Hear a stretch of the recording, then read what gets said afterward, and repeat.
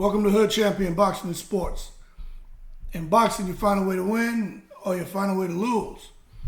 They say Ryan Garcia is fighting like the Brothas. To that I say, in the most respectful way, that I kindly request that you hold your horses and stop taking it to the stupid. Ryan Garcia fighting like the Brothas.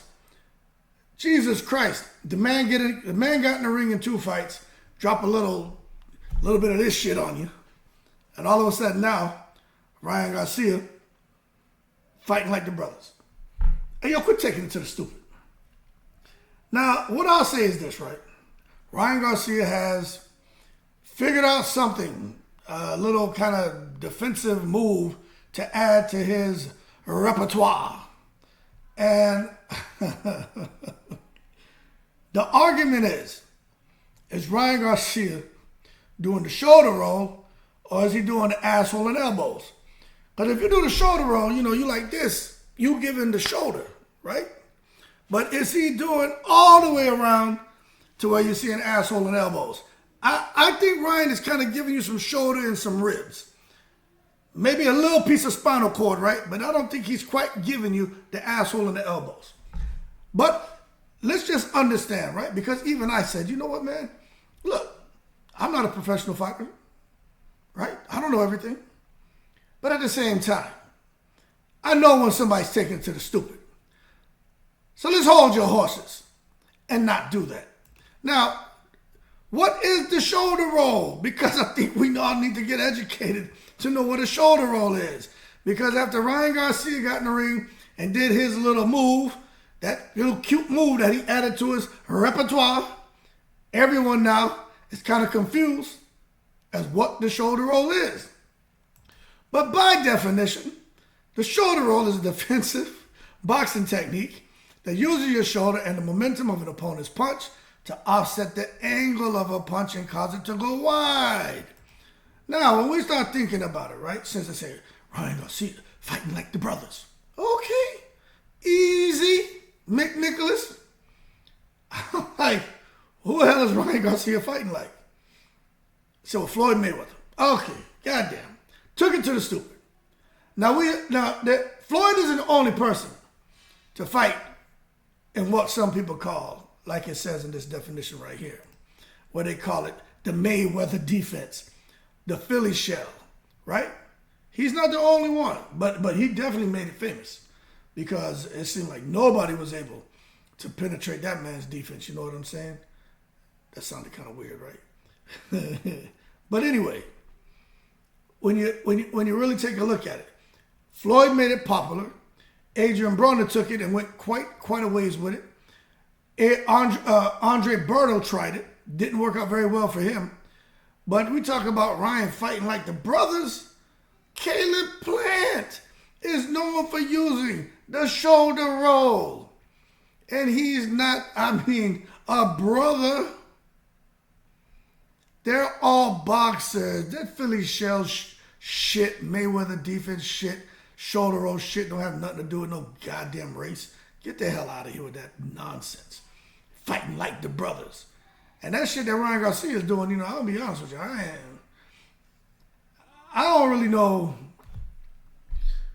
what Ryan Garcia is doing. But if you ask me, you say, well, what do you think is going wrong with Ryan Garcia? To where so many people are watching him do it, and people who love boxing and people who have boxed and people who really enjoy seeing fighters getting there and use a move like, the shoulder roll to offset the opponent's offense, right? Why are people cringing when he does it? Well, I'm going to tell you, I personally think that with Ryan Garcia, I think it has a lot to, with him not, I think he's turning his hips too much or he's turning his feet. I think when I watch Floyd and Broner and Caleb Plant, when they use that shoulder roll, it's like they have their feet set and they turn at the hips and you can see them kind of tighten up and brace because they know a punch is coming. And they all tend to raise that shoulder up when the punch is coming in and raise it up and then boom, pivot and just like the hip swivel, this just come back and shoot the shot. You don't see too much people from here trying to throw the check hook. You know what I'm saying? It's from here, the punch goes. Well, I'm southpaw. They're from there. I do it like this. So it's like this. They catch it and then boom, they shoot the right hand, right? Well, Ryan Garcia, I think the problem is he's turning a bit more. Now, I'm not saying he's doing a complete 180, but he's giving a little bit of spinal cord. You know what I'm saying? And I'm gonna tell you this: when he was fighting Devin Haney, when he was fighting Duarte, you see Ryan Garcia he stopped doing that shoulder roll shit with Duarte, because Duarte could crack, and he was banging Ryan up, and Ryan didn't like that. That's why Ryan said, okay, change to the change. I need to get this Mexican out of here because he's going to kill my ribs. But when he was fighting Devin Haney, Ryan basically felt like Devin was coochie-cooing him and just got tired of Devin playing games and thinking he was a little baby, kind of like Mike Tyson and that little, what's that little guy's name, man? The one that's always fighting everybody. Mike Tyson was holding him, and he's a grown man, and Mike Tyson was hugging him and kissing him on the cheek and shit. That was a little bit crazy. But that has nothing to do with what I'm talking about.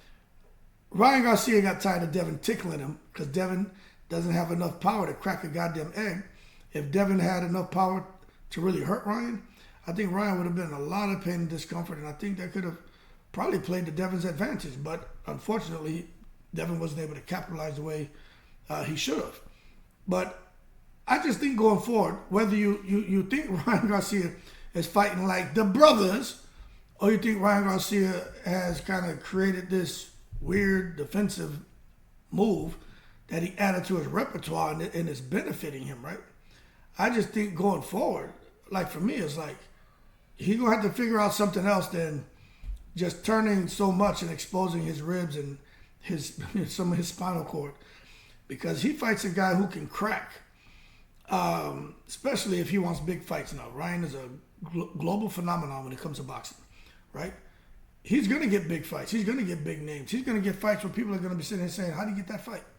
Because of, one, the money he brings to the table, and two, is just his profile. Like, his profile is a dream to somebody like Eddie Hearn.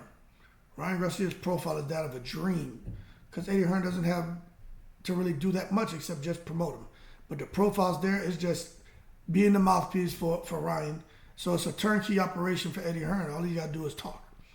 But I just think with Ryan Garcia, let's say, right, just a conversation. Let's say you got to fight with a guy like let's say Earl Spence or Boots, right? Doesn't matter if you think Ryan beats Spence or Boots or you think Spencer Boots beats Ryan. Let's just focus on if that fight happened. Could you imagine Ryan being in there and somehow turning his side and Earl Spence is free with his right or left hand and you're giving him about 7 or 8 free shots at your ribs and a piece of your spinal cord? Earl Spence may break the ribs or sever the spinal cord. Same thing with Jerome Boots Ennis. You're going to sit there, right? And think Ryan Garcia, right? Remember, it doesn't matter who we think will win. We're just talking about if he goes and he does that weird defensive move that he does, and you give Boots Ennis, whether it's left hand or right hand, 7 or 8 free shots at your ribs and a piece of your spinal cord. You telling me that's going to end up good for Ryan? That's just not going to end up good for him, man.